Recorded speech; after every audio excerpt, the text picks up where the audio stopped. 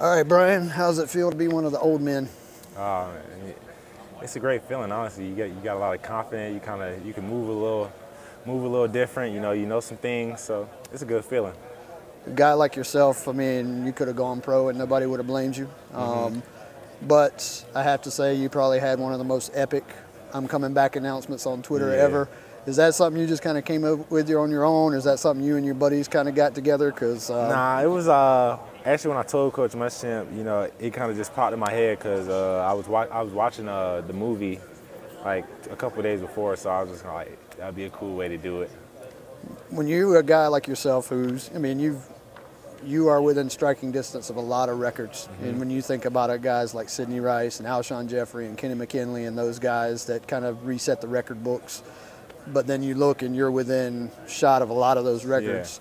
Is that a lot of motivation for you? I know a lot of guys are team first, but just knowing that that's there, what's that like for you? You know, obviously, you know, you try to put the team goals first, but, you know, that is one of those things that, you know, you have to think about. It's kind of in your back of your mind. And I think that's good, you know, just to have individual goals to give you something to kind of have that motivation, you know, and that drive. And when things get tough, you know, you have something that you're working towards. You're a guy, and a lot of times, you know, some guys are known for taking plays off, or maybe there's a ball they could get to, but they don't really want to make that extra effort. Well, that's not you at all. You're a guy that I'm surprised you're still in one piece as much as you kind of throw your body on the line. Is that anything that the coaches kind of tell you maybe to hold back on just to kind of keep you healthy, or is it just one of those where, hey, when I'm on the field, I'm going to give you that every single time? Because when I'm on the field, you know, it's not one of those things that you can kind of tone down, you know. If I see a ball, you know, might be out of the way, one of those balls you think you can't catch, but me just being myself, I'm always going to try to, you know, go for the ball. I'm always going to try to make that play because that's just who I am, you know. I don't know how to – somebody tells me to try to tone it down, I'm going to tell them I don't know how to because, you know, that's just who I am. There was a play against Ole Miss last year where you had a guy basically draped over you, still made the catch, still made the touchdown. A lot of people compared that to the Alshon catch versus Alabama.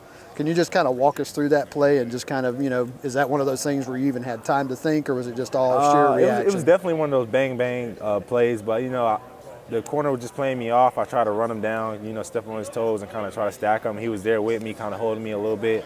Jake put it in a great spot, and I kind of just stuck that hand out there, and it kind of just, I caught the point of it and just tried to pull it in, and I felt him on me, so I just kind of swiped him on the back, and he fell. You're a guy that, even though you're a bigger receiver, bigger-bodied guy, and a lot of times those guys sacrifice a little athleticism, but you yourself, you're kind of a sneaky athletic guy. Like, I don't think people notice how athletic you are. Do you think that's kind of a game that some people underestimate about you, that they're kind of surprised when they see? I definitely think people underestimate my athleticism and my speed. You know, people just kind of think I'm just like a bigger body out there that's just kind of towering over people. But, you know, I'm athletic. You know, I can run with the best of them. I can jump with the best of them. Some guys going into their senior season knowing that they have a possibility of a pro career. Some guys maybe tone it back because they want to save themselves. What do you see from yourself this coming season, knowing that you still have a very bright future? I mean, honestly, I see the best version of me, you know, that's ever put on a Gamecock uniform. You know, I'm ready I feel my body feels as best as ever felt, you know. I'm confident as I ever felt. You know, I got a great handle on the system that BMAC has for me. You know, I'm just ready to go out there and just perform to the best of my abilities.